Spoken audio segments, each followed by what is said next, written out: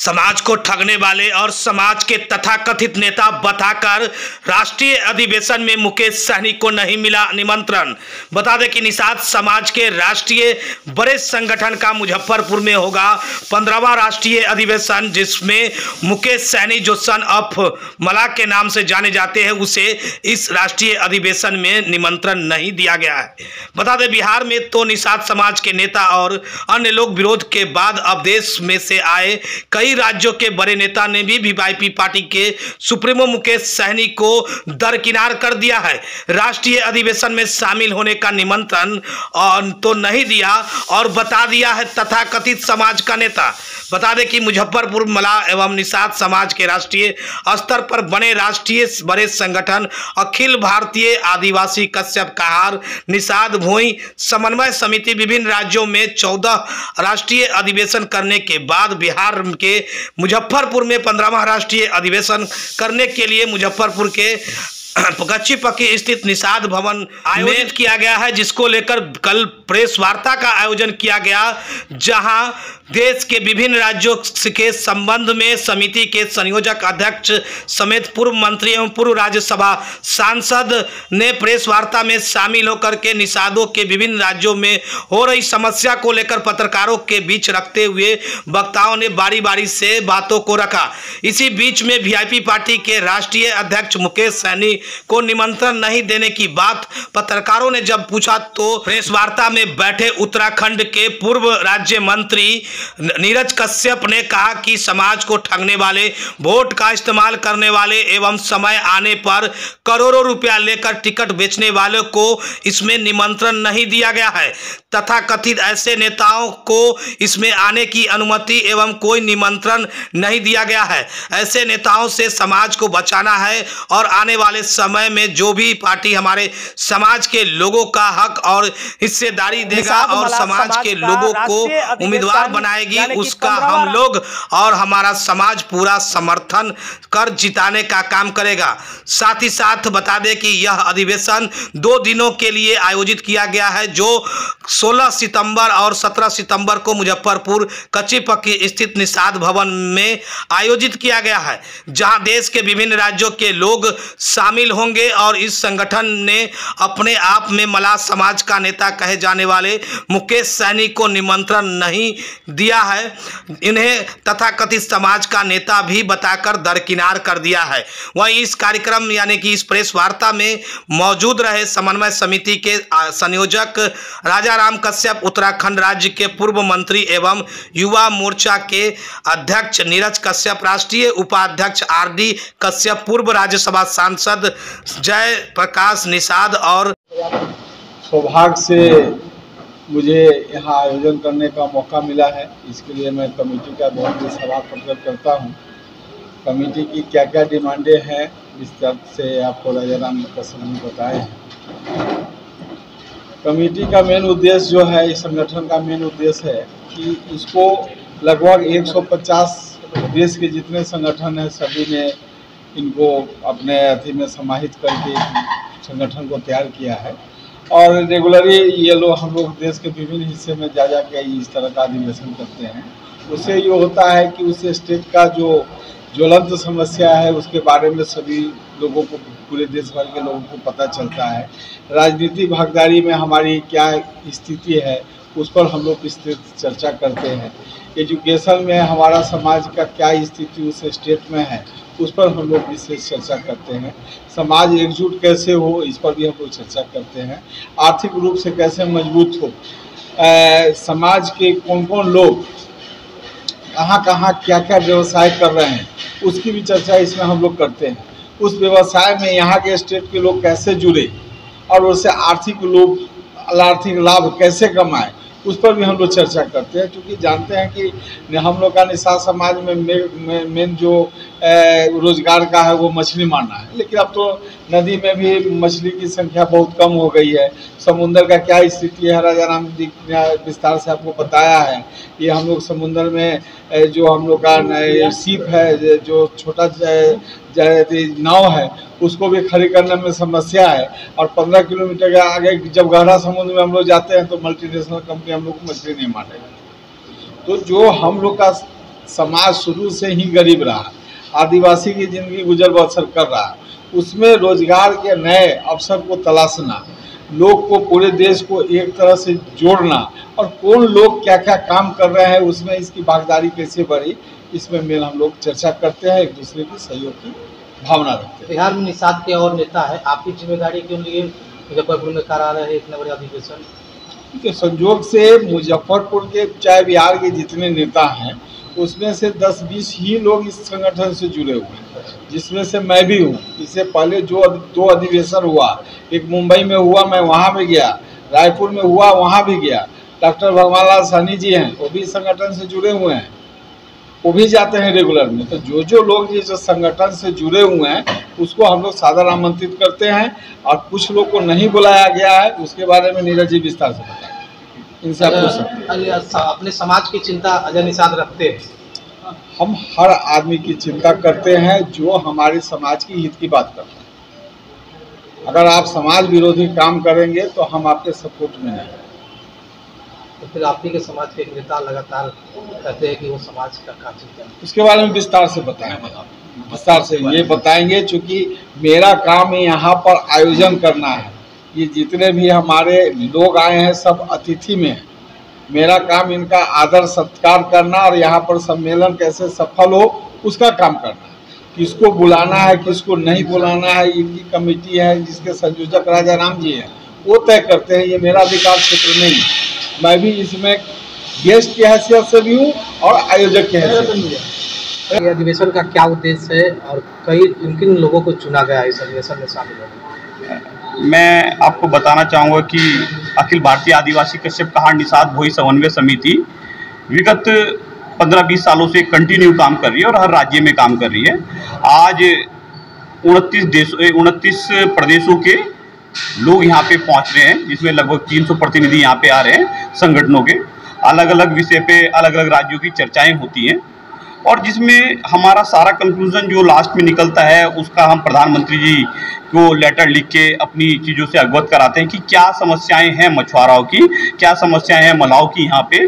और आज हम चूँकि बिहार में हैं, बिहार में अभी एक आप सवाल अभी पूछ रहे थे कि आपने एक कथाकथित नेता हैं जिन्हें आपने बुलाया नहीं है या क्या कारण है कि उन्हें नहीं बुलाया, तो मैं आपके माध्यम से ये मैं बता दूँ कि ये एक लड़ाई है पांडवों के और कौरवों के बीच में, और हम अपने आप को पांडव मान रहे हैं। पांडव इसलिए मान रहे हैं क्योंकि हम समाज का हित चाह रहे हैं, पर कुछ कथाकथित नेता अपने आप को समाज का हितकारी बता के, मलाव का बच्चा बता के केवल ये कह देना कि जी ये सारे मलाह आपके साथ हैं, उन्हें बहला फुसला के उनके नाम पे आप टिकट ले आओगे।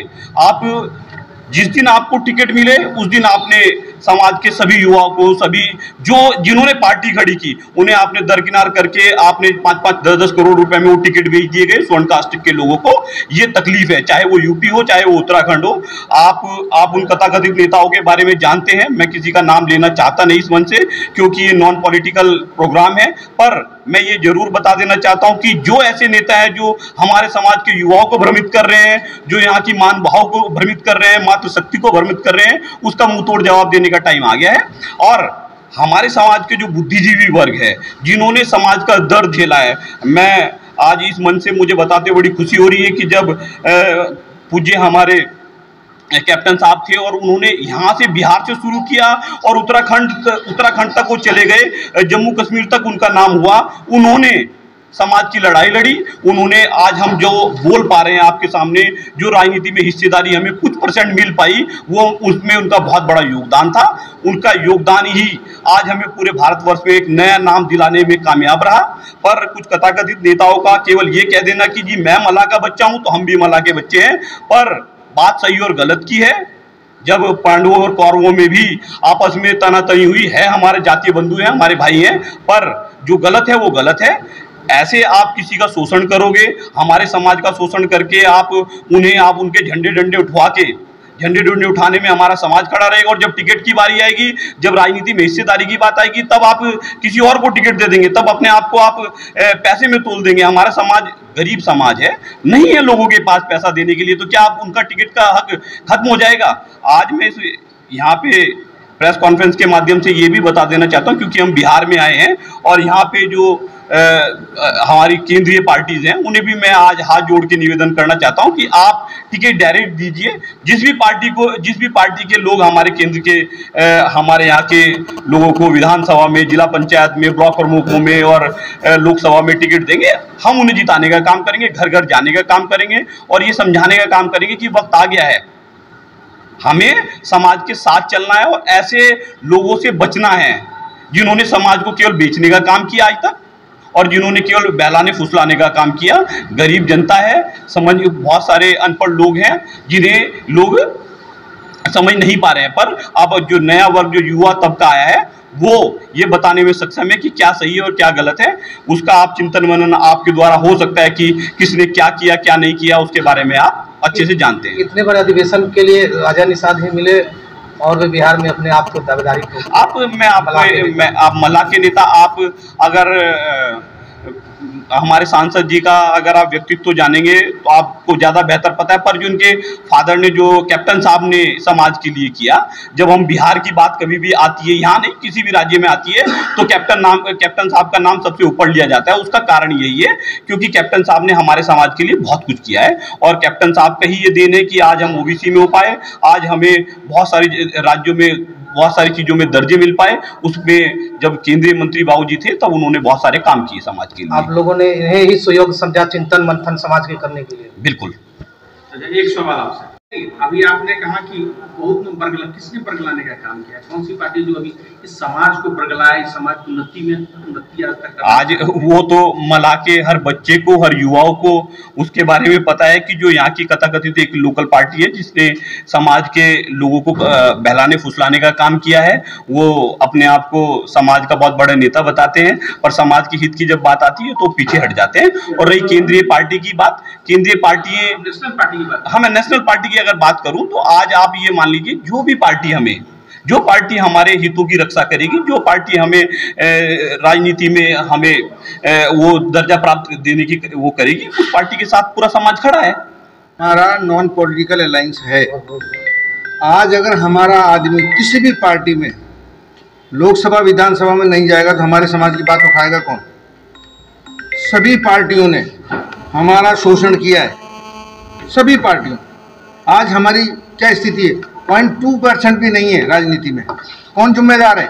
सारी राजनीतिक पार्टियां। आज हम जहां बैठेंगे, जो हमारा साथ देगा हम उसका साथ देंगे। पार्टी की बात कर रहे हैं, आपसे एक बात बताऊं मैं, जयप्रकाश जी भाई साहब हैं, ये सांसद रहे वहां से, गोरखपुर से। कल अगर इनको टिकट मिलता समाज किसे देगा? आपसे प्रश्न पूछ रहा हूँ। इनको देगा ना, क्योंकि उनके मसीहा हैं, ये उनकी बात उठाएंगे। इसलिए आपसे मेरा एक निवेदन है कि हमारे आदमी को जिताने के लिए जहाँ भी है हम उसका साथ देंगे।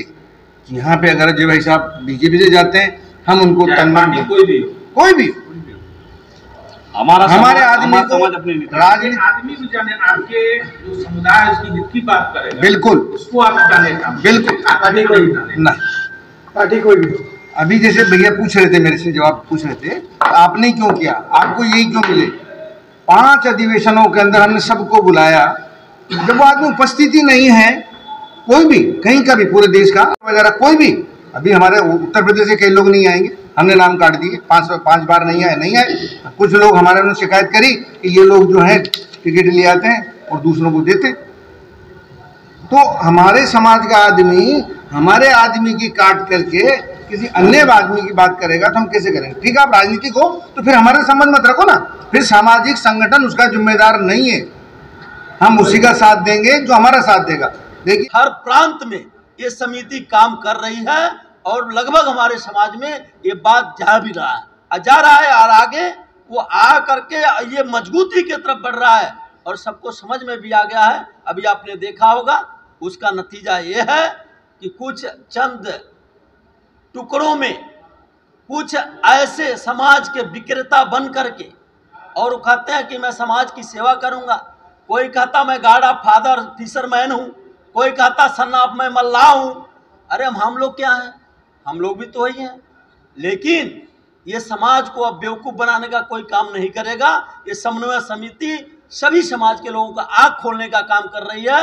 अब ये लुटने वाला नहीं है, ठगने वाला नहीं है। अपना वोट एक मुश्त अब किसी ऐसे लोगों के, किसी संगठन, किसी दल, किसी पार्टी के गुमराह करने पर नहीं, बल्कि ये समाज एकत्रित होकर के अपना निर्णय खुद लेगा। आए पूरे समन्वय बन करके निषाद, भोई, कश्यप, मल्ला, धीवर, धीमर, मझवार, तुरैया, केवट, बिंद, जो भी है, खुलवट, जो भी रहेगा, वो सब लोग एक हैं। एक होकर के जो ये अपने महाराष्ट्र में जिनको कोली कहते हैं, राजगोड़ कहते हैं, गोड़ कहते हैं, गौड़ कहते हैं, ये सभी एक हैं। हम लोग सब मिल करके कहार, हम सब मिल करके ये कार्य को कर रहे हैं और निरंतर आगे करेंगे। और जिनकी बात आप कहना चाहते हैं उनकी अब चैन नींद हराम हो गई है, अब वो कुछ नहीं कर पाएंगे।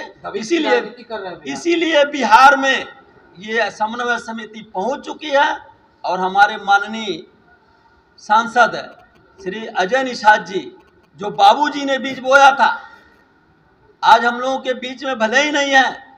कैप्टन जय नारायण प्रसाद निषाद जी, जो पूरे देश में जो इन्होंने आंदोलन करके इन्होंने निषादों को जगाया, मल्लाहों को जगाया, शाहनी को जगाया, केवट को जगाया, बिंद को जगाया, कहार को जगाया, कश्यप को जगाया, यानी जो ये समूह के जितने उपजातियां हैं सबको जगाने का काम किया। कोली को जगाया, ये सबको जगा करके एक करने का जो काम किया, बीरा उठाया था। आज वो समन्वय समिति, आज आह्वान ये अजय निषाद के मकान से इसका आह्वान शुरू हो रहा है। निश्चित तौर पर ये पार्टी के रूप में नहीं, बल्कि एक संगठन के रूप में, एक संगठन, ये समाज के सचेतक के रूप में, समाज को एक नई दिशा देने के रूप में, समाज अपने मार्ग को समझे, किसी लुटेरे और ठगहारा के हाथ में बिकने न पाए। ये वोट की कोई दलाल नहीं है, कोई इसका ठेकेदार नहीं है। उन ठेकेदारों को सबक सिखाने के लिए समिति आई है और सबक सिखाएगी।